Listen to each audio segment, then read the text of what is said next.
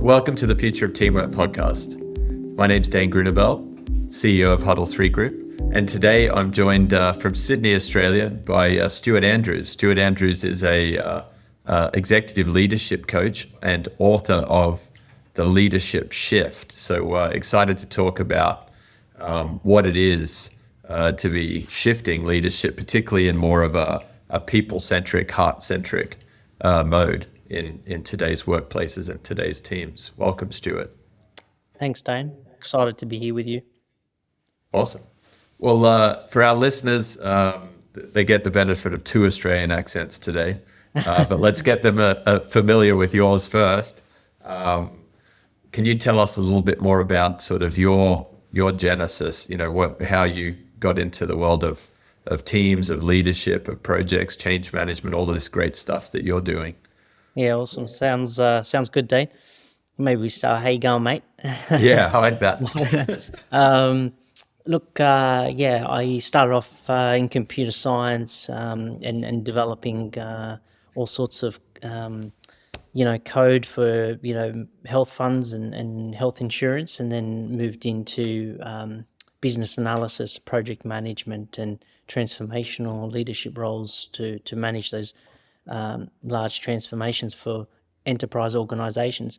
And throughout that process, I discovered a lot about myself, but also about what it means to be a high-performing leader, what it means to coach individuals and lead high-performing teams.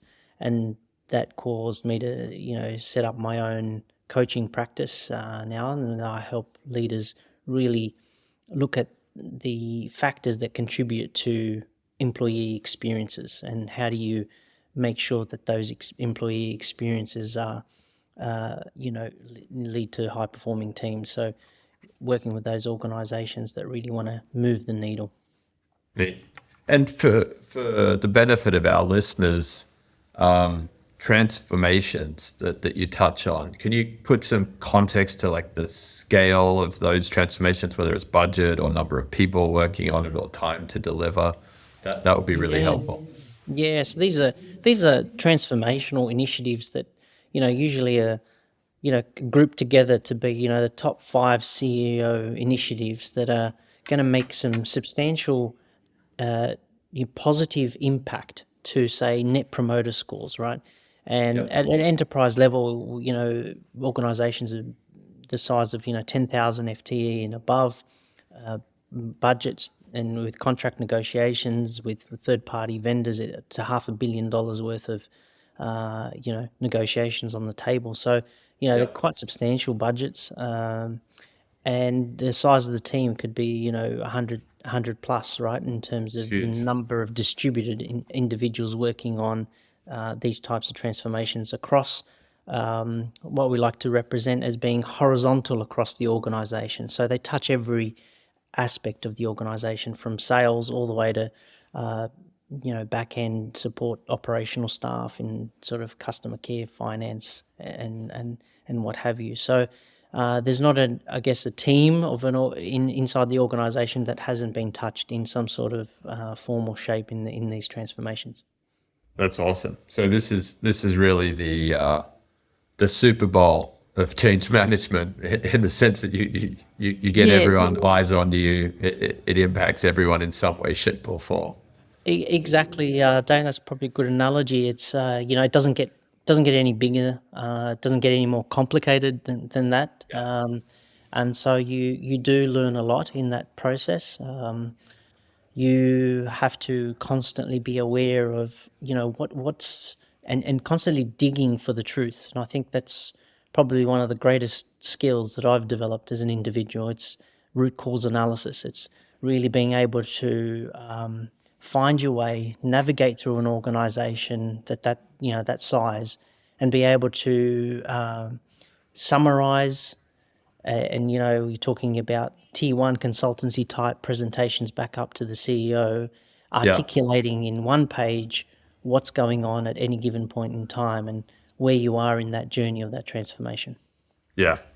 So what's interesting about that as well, and you mentioned vendors there, is that it's hard enough when you're trying to move one team from one part of the field to the next field. But when you've got multiple teams and then you've got vendors, outside consultants, everything else going on, that digging for the truth concepts really critical, I would imagine, because everyone's got different languages, different experiences, different perspectives around their piece of the puzzle, and you're trying to bring it all together. Yeah, exactly. And as you said, the different perspectives, you see it quite a lot where in organizations that large, you'll see the silos lead to misalignment and significant misalignment. When you unpack it, you'll see that KPIs are never aligned. So what makes sense in a great KPI for sales could be completely contradictory for customer service. And when you're trying to leverage the help of your CFO and looking at building on business cases that are actually going to make sense, it becomes very difficult to get people to sign up to the potential ROI, because you know that deep down they're not buying in. They know that there's going to be some sort of cannibalization in the revenue, for example, because those KPIs are not aligned. That's just one simple example, but there's plenty of those that exist, and it's how do you navigate that, but also how do you bridge that alignment with the teams and bring what I would call sponsorship coalition. How do you get sponsors to come together and align on a collective goal? That's neat. So sponsorship coalition, I've not heard that before, but that really catches my eye. Idea. How do you bring those people together? How do you even start by determining which members need to be on the coalition, who to bring into the room? Yeah, good point. And it's really comes down to stakeholder management, and takes collective take years of experience to then walk into an organization and know who's who in there, and ultimately it starts with trust, right? It will come down to trust building. It will come down to alignment of the different teams to making sure that we're all working towards collective results, not individual results. And so when you're setting these objectives for these transformational initiatives, you have to, spend the time through alignment exercises with all the representatives, and that alignment needs ultimately a level of trust, a high level of trust between the senior representatives to then be able to openly engage in healthy debates, come to an agreement, to an aligned agreement. Not everyone's going to agree, but it's making sure that everyone's perspectives are heard. So that comes to the diversity piece, right? And it also comes through into a consultative approach. It's not a command and control approach that's going to get this coalition to work in a high-performing manner. So just staying with that, and alignment exercises I've learned a little bit about over the years, but they seem to be pretty powerful. You've done this both as a consultant, helping executive teams do it for themselves, as well as being in a large organization as one of the team. How would you kind of share a real life example of one of these alignment exercises when you get a few different stakeholders in the room?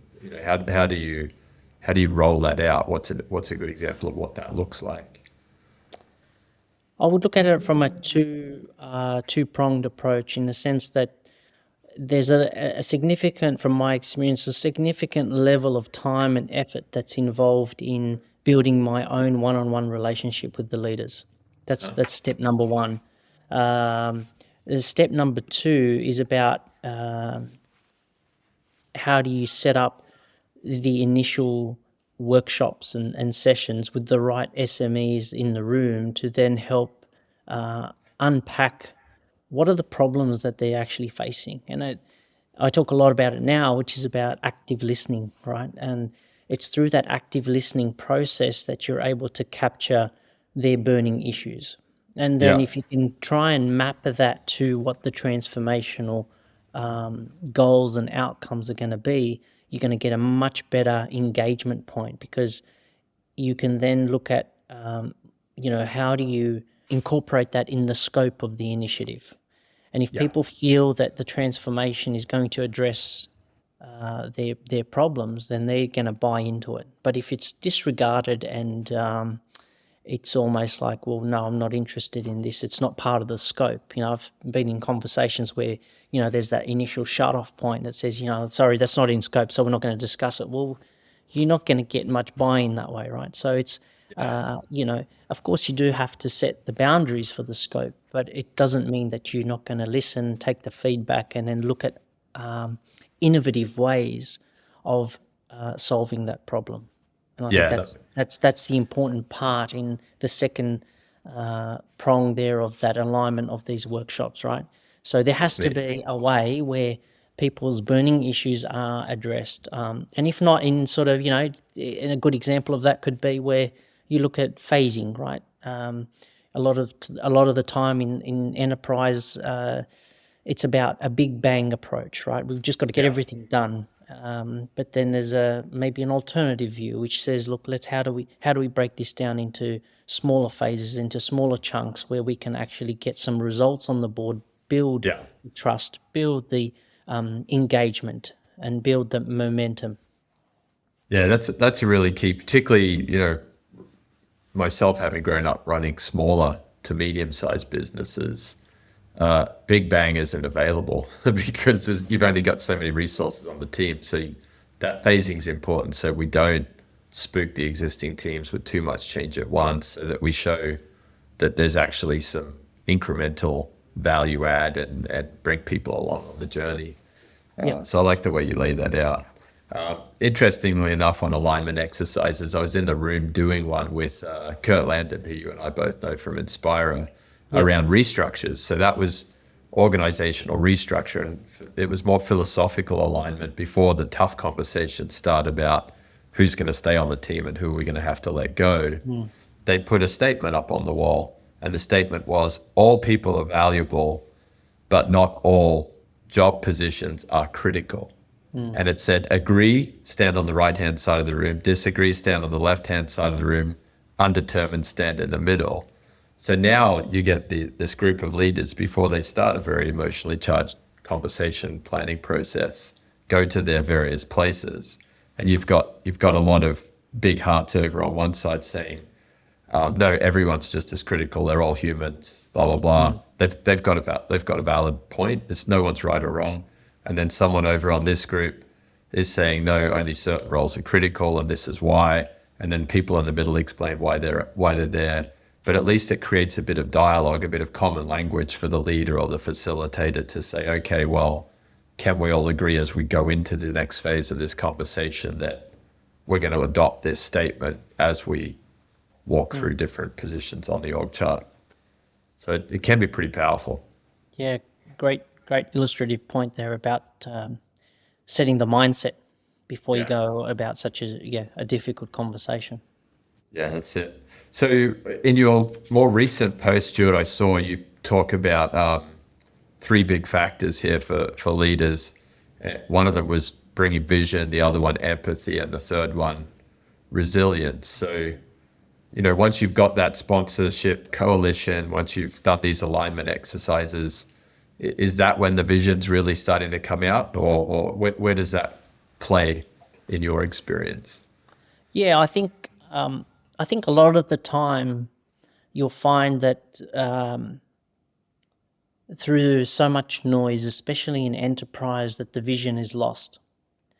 And so, and then when I talk about that, I talk, from experience of seeing, you got organizations that could have, over 200 initiatives that are in flight at any given point in time.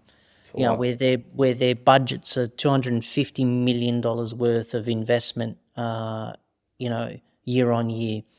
And so in that process, as people going about their day jobs and going through the motions, the vision starts to deteriorate, or the sense of purpose, or what are the key things that we're supposed to be working on, to really make the impact, and what sort of the high level top targets are. And so I see vision as being, a constant, a constant manner of which, the leadership team should be reiterating in day-to-day tasks, and Yeah. also in their communication. So that's nice and clear for everyone to start recalibrating. Yeah. It's Yeah. always important to just measure against, because what's going to happen is that people will constantly say, "Oh, wouldn't it be nice if we do this?" Or "Isn't this a great idea?" Or and sure, they are so many great ideas, but how does that translate back to the vision, where we're trying to head, but also the key objectives that we're actually trying to, Yeah. meet? And so vision is critical in the sense of iterating it on a daily basis, in a weekly forum, whatever it may be, and then looking at how those initiatives are tracking to the vision. Nice. And do you sense that the vision, what I'm hearing is the vision is always the organizational vision as opposed to the vision for the project? Do they ever break it down to say, here's in the broader sense of vision rather than the corporate sense, here's what we hope success will look like and why it ties back into the vision? Have you seen much use of storytelling or scenario planning to help with that reinforcement? Yeah, more so in what we would see as being strategic pillars, right? So Right. not necessarily the vision, more on strategic pillars. So you might say, well, look, our one of our key strategic pillars is excellence in customer service, and so then you'd look at the initiatives that are tracking, and then they would be, say in the beginning of an initiative, that you'll have your project charter, mate, and you'll see how that initiative is tracked and mapped to a strategic pillar like that. Yeah. But I think once that's done, what then happens is it's parked. And so, again, in a 2 to 3 year transformational initiative, it's very easy to get people coming, going, interacting with other initiatives, and complexities arising, and there's other transformations that are going on and Yeah. start butting heads and what have you. And so what's not done well in these types of situations is, hey, let's come back to basics. Let's look at where are we in this journey, and Yeah. let's recalibrate. And that's what I'm talking about here, right? It's The- about that constant checkpoint, what I would call as an alternative as a health check monitor, right? It's, Yeah. are we all aligned? Where's our sense of purpose? Do we feel we've got a balanced team? Is there enough diversity? How do we handle debates at the moment when we've got disagreements? How's Yeah. our velocity tracking, etc.? Nice. So it's quite behavioral, but I would imagine there's also some metrics there if you're in a live fire environment with customers, for example, on that excellence in customer. Yeah. Yeah, exactly. And you want that data to talk all the time, right? You want to be using data as much as possible to provide the thought around what is it that we should be doing, right? Rather than people's opinions. And that's what I always say. Let the data talk to help enable the right decisions to be made. Yeah. No, that's neat. So you then move into sort of empathy, and I've certainly been a part of, even in not large transformations, I've been a part of a lot of change projects where there's 37 initiatives on the board and everyone's got a job and a to-do by list, or it's all there, and there's not really a lot of empathy in the room. It's like, okay, is everyone signing up in blood to get this done? So how do you see empathy kind of enter in and stay in this large change management environment? Good question, Dane. I think when there's too much happening and there's too much chaos, too much noise, empathy is probably one of the first things to deteriorate suddenly, right? Yeah. And it stays in a deteriorated fashion. And what I mean by that is that, people no longer have the energy, the bandwidth, the mental capacity to empathize with anyone, Yeah. because there's just so much being thrown at them. There's so much burnout, there's so much mental exhaustion that I'm not able to have a coffee with a fellow colleague and sit down and check in on them and see how they're going in their personal life and what's happening at work and what are the challenges that they're facing. None of that ends up happening because everyone's just been pushed to the edge with so many things, right?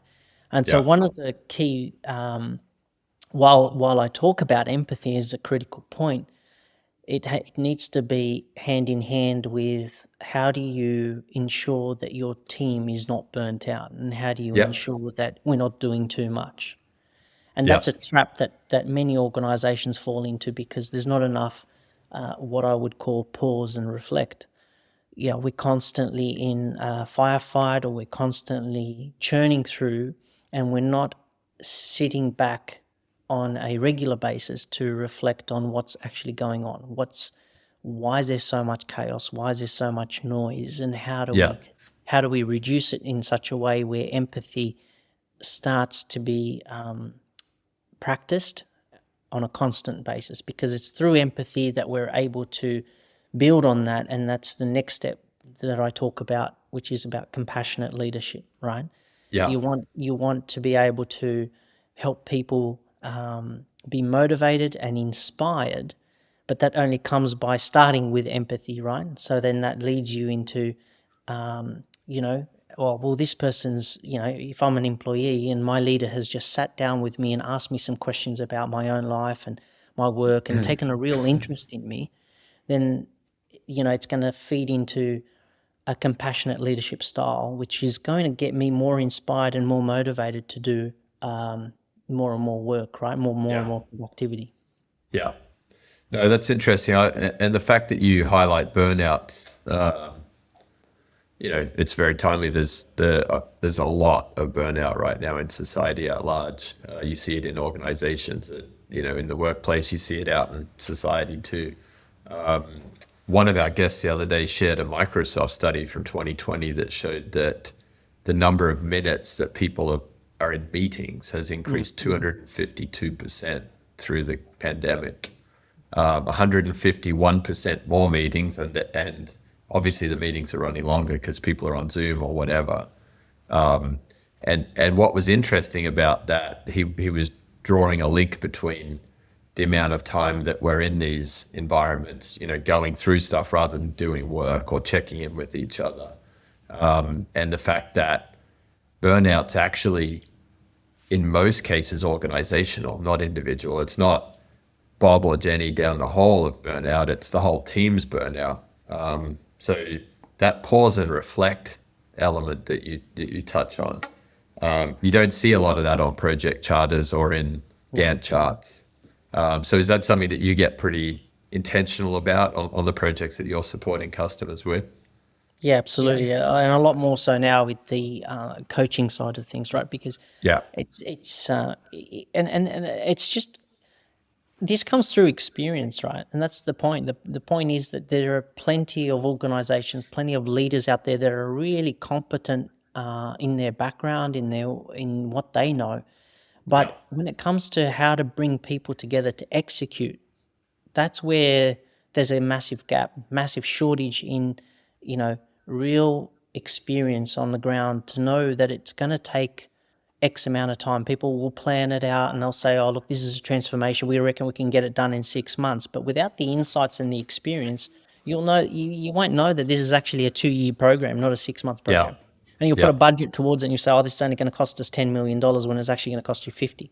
So, these are the things as to, that I try and work with to try and help people understand the complexities of the environment, and then how do you eliminate it, or how do you simplify it to a level where it's manageable and you don't get the burnout that you rightly raised, right? Because you got to sustain that team for a long time, right? Yeah. And there are many other factors that contribute to this burnout, right? It's on enterprise initiatives like this that go for 2 years, you could look at things like contradictory decision making, or the lack of decision making. You could see that initiatives that rise and they go on hold and then they start again and then they change, and all of this kind of behaviors can cause significant attrition and burnout. Yeah. And can be No, I avoided. bet. Yeah, because you've worked really hard for something, and all of a sudden your work stream gets put on hold, Yeah. and there's no celebration, and you see the team down the road that's getting lots of Yes. applause and balloons and Yes. cake. Yes. I can imagine that gets pretty tough from a fairness standpoint. Yeah, and that's a great one. I've seen many examples of that, Dane, where sales teams get rewarded highly, Yeah, right, and they get all these perks and trips and all sorts of things. But the people who keep the lights on behind the scenes that are grinding through day in day out, there's absolutely no recognition. yeah. I used to say that we were going through a high growth phase in one of the businesses I was leading at one time, and the salespeople were they were the peacocks strutting around in the fancy suits and getting the Yeah. commission checks, driving nice cars.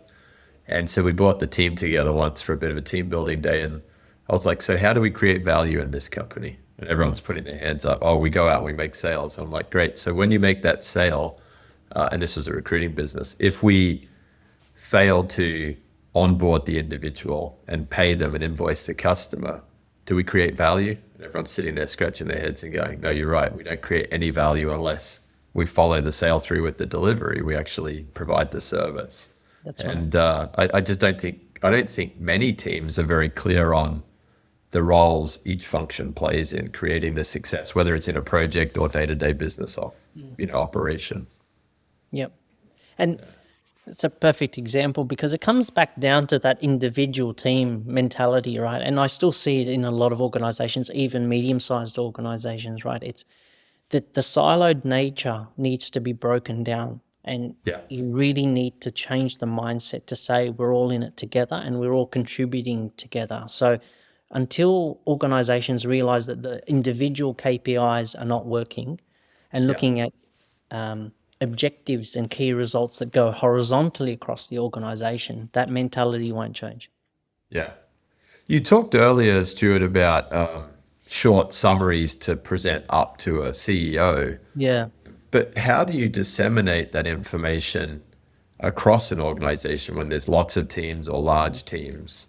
Are you using any particular tools, any tips and tricks there for providing some of the updates or the visibility into what's going on?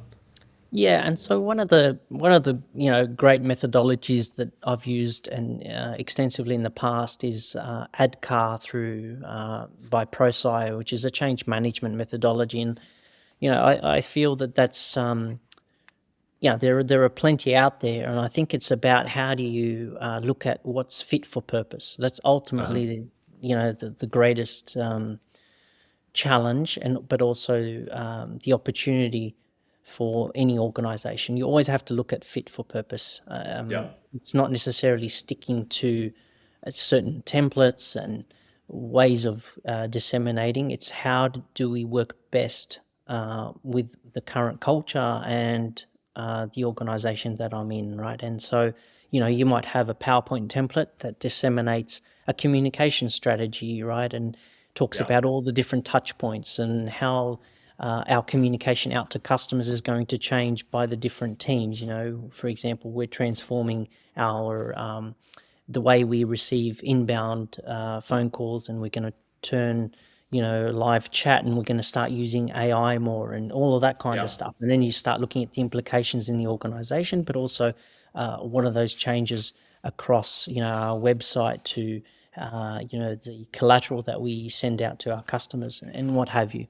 And so a good communication plan in form of a PowerPoint might work well for one organization, but for another organization, you might take the contents of that and look at, well, they use SharePoint quite heavily, and maybe SharePoint is a better medium to disseminate that information because they've got a really mature way of using it. It's broken up for the different teams and different purposes. And so it's about, again, fit for purpose.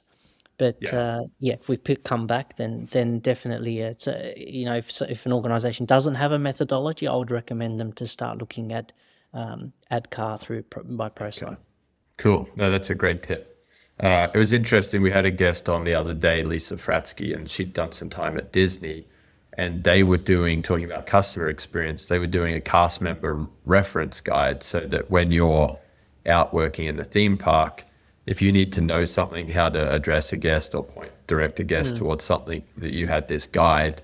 And she told a great story about how they turned that guide into a person. They turned it into a character, and there was these videos, and they made it more human to be interacting with. So that was very fit for purpose for cast members walking around in the field, not necessarily sat behind a computer in a call center or whatever it is. So I think you're right. That fit for purpose is a really good call to action too. Yeah, absolutely. Cool. We'll eventually get to robots that look like humans, and then that's where you can ask for information. Sometimes I've got to say, I think the robots can probably do a better job with getting certain pieces of information out to customers or team members. And you touched on the word psychological safety earlier. That comes up a lot. We've seen some interesting case studies, no strong empirical data, but some interesting case studies that would suggest that certain team members, particularly those in lower hierarchy positions, find it easier to ask questions of or seek information from technology, whether that's a bot or a library, SharePoint catalog, rather than going up to a boss or a senior team member and asking the question. And I think in lower psychological safety environments, that's probably true, because if I'm a junior member of the team, I don't want to walk up to you as my boss, Stuart, and say, "Hey, Stuart, how do I learn more about this?" And you're like, "Dane, you idiot, we presented that this morning in the meeting. Where were you? Where was your mind? Were you doing a Sudoku or something?" Yeah, exactly. And I think it's this psychological safety and this this high performing part of teams is sometimes I talk with leaders, and it's almost in the back of their minds, well, what about performance management, right? And I think we don't, in talking about all of this, there's a fine line between embedding these practices, embedding this mindset change of how to be more empathetic and compassionate in my leadership. But it doesn't mean that I don't hold people to account, right? It doesn't mean that I don't embed the performance management part of my role as a leader to ensure that people are delivering, right? And it's how do you balance the two? But and I just think that there's a lot of coaching that's required to get leaders to a point where they're able to embed, servant leadership principles at the same time of holding people to account. Yeah, it's tricky. I think it is. It's tricky balance, and you have to be very intentional about it. With the book, so the leadership shift. What was it that that brought you to the decision of putting the book together?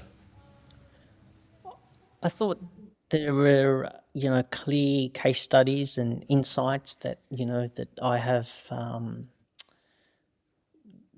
through my experience that, I've put together. And I thought, well, what's the best way to share this with everyone around the globe that wants to, learn a little bit more about how do I transform and how do I lead transformations in this new way of working, right? And I thought the book would be the best place to be able to put this collective information in and disseminate it out.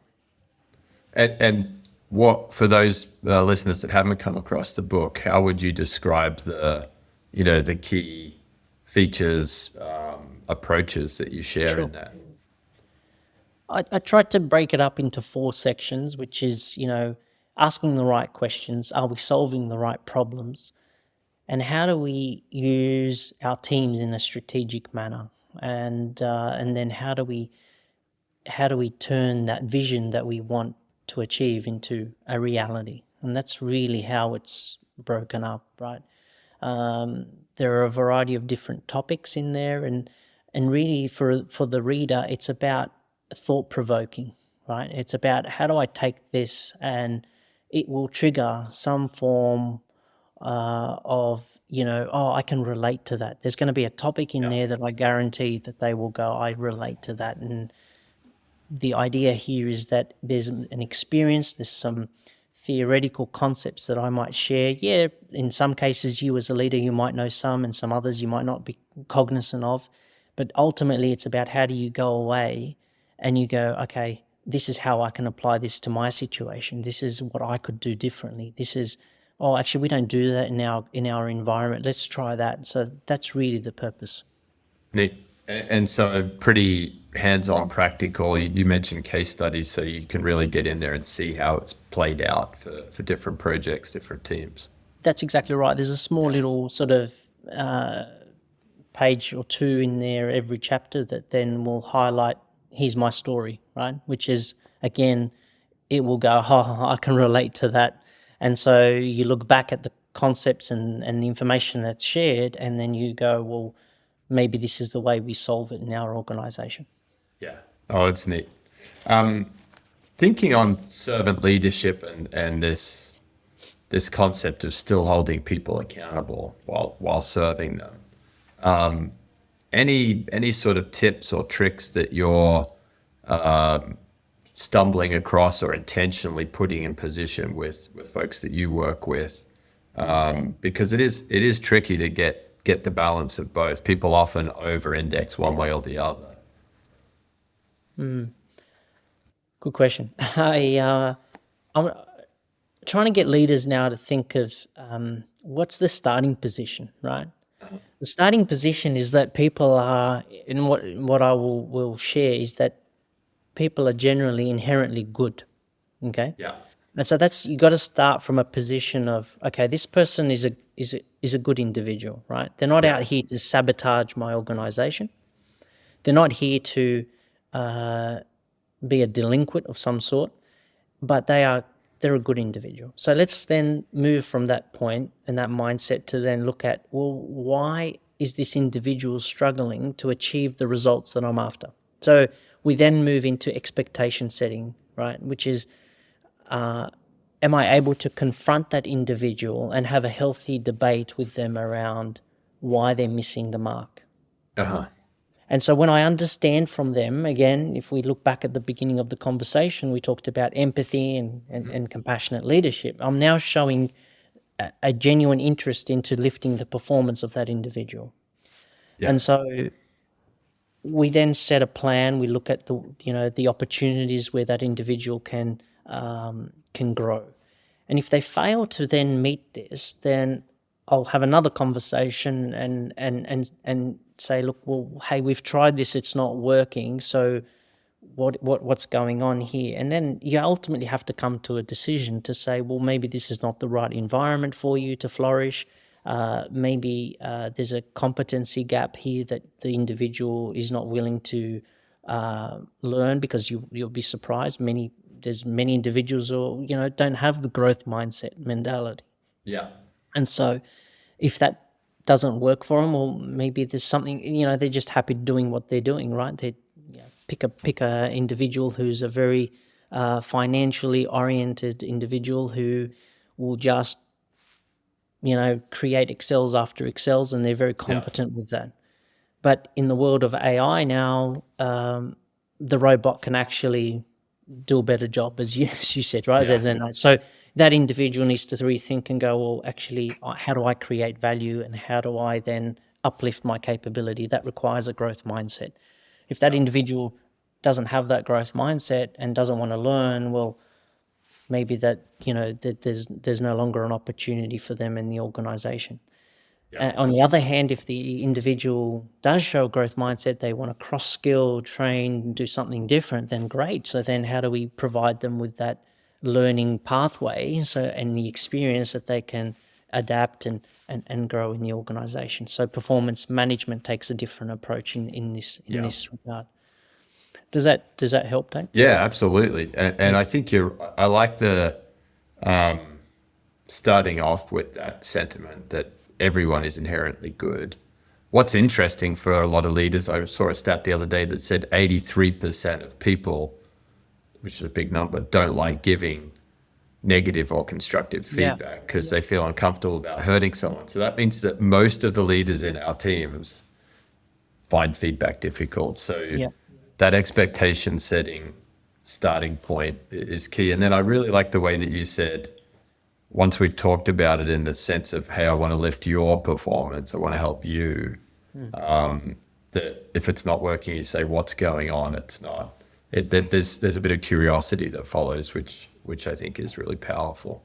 Yeah, you need to know exactly. And look, sometimes it's about cultural fit. Sometimes it's about they've lost the passion for that organization. The sense of purpose isn't aligned to what they see as being purposeful in their own individual lives, and that's okay. As there's something else out there. Well, do you want to go and consider starting up your own business? Do you want to go and start?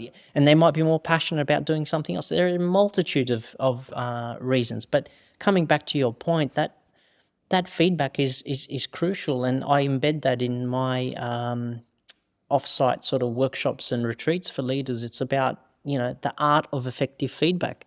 Yeah. And there's a whole module on how do you give constructive feedback? How do you lift that performance? And it only comes through being able to deliver feedback. There's a way and there's a style to doing that. Okay. Yeah. It's not just, I'm going to sit down and give you feedback.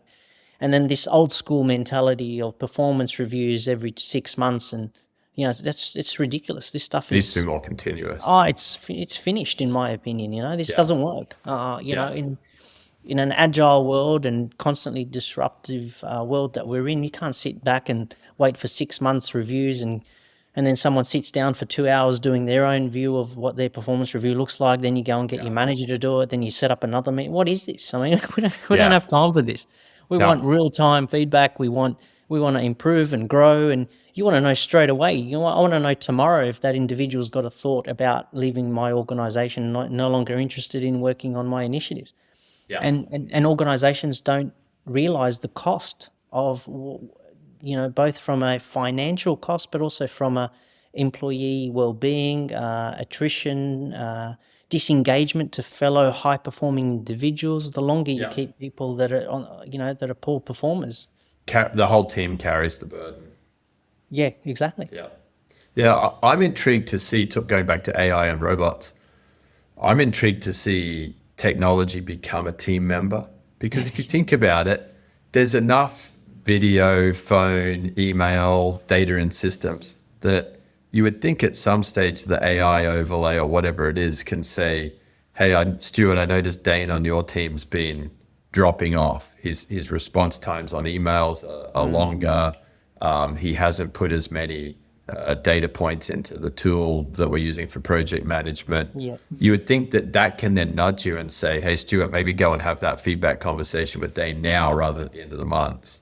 Yep. And if we're going to be really human, again, going back to servant leadership, your what's going on question is a great one, because it may not be that I'm not enjoying work. It might be that I'm going through a hardship at home, or I've had a health scare, and we need to give space to each other, like you said, on the pause and reflect and help to carry at different times. Yeah, it's a very good point, Dane. Absolutely. And it might be, go off and you need to have some time off work, and come back refreshed or whatever it may be. Or there's something really cool happening in the organization. There's a really good initiative to distract the individual. Go and work on that for a couple of weeks and then, come back. So, it's multiple Boomerang, solutions. good Australian term, boomerang assignments. I think we're going to see a lot more of those. Hey, go and work over there and come back. Change is as good as a holiday for some people. Yeah, exactly. Yeah, absolutely. Yeah. Oh, that's neat. So we've covered a lot of good ground. It's fascinating, Stuart, getting, particularly for me as a small to medium business guy, getting that enterprise level multi-year transformation project insight. So I really appreciate what you've shared here today. And there's a lot there. So we'll share a couple of those snippets with Alicia post the show. But if you think about, biggest takeaway or biggest hope for leaders who are thinking about, getting the most out of their teams on meaningful projects, where do you think, or where do you hope that leaders can really be focusing a lot of their time in the next 3 to 5 years to be building that muscle memory, that agility that you touched on? I think it's about one crucial component right now, and that is servant leadership. And within servant leadership, it's about listening more rather than telling, right? It's how do leaders get better at listening to their high-performing individuals who they've gone out, spent time to recruit, bring them into the organisation, and get them to tell them what the ideas are, what the solutions to the real challenges that they're facing on the ground. And I think if leaders can do that better, they will achieve great results. Really invite those high performers and maximize the collective IQ. Yeah, exactly. Yeah. That's a great call to action. Stuart, if any of the listeners want to connect with you and learn more about the book or the consulting coaching work that you do, how do they best find you? Yeah, easily stuartandrews.me, STUART. And likewise, they can find me on LinkedIn and follow my posts and connect with me that way. That's awesome. Well, thanks for making the time to connect. It's been a great conversation. I look forward to collaborating in the future. Likewise, Dane. Thank you very much.